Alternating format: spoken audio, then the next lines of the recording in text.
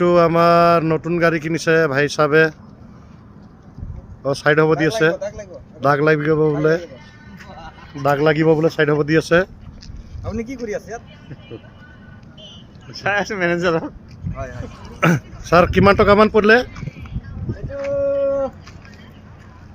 67 লাখ আগে পিছে দেখাব নাকি গাড়িটো আগে পিছে দেখাও পাৰে সেকেন্ড হ্যান্ড না টানা মাল গাড়ীখন চলাইছে হ্যাঁ এই টানা মাল হয় টানা মাল মই বেছি টানা মালে লোৱাটো ভাল পাওঁ আগপৰে দেখাওকচোন কি আছে এই 67 লাখ আমি কি দেখাম আৰু এইটো এইটো হৰেন হয় ঠিক আৰু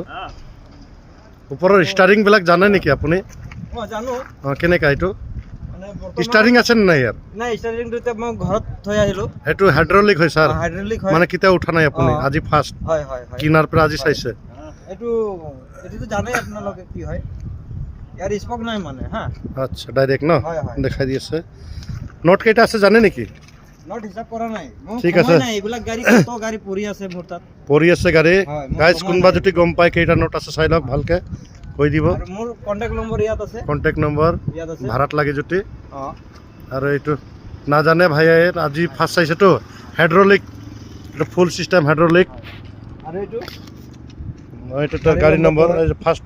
TN তামিলনাডু ই গম নাপায় এইটো বাৰু আজি কিনিছেতো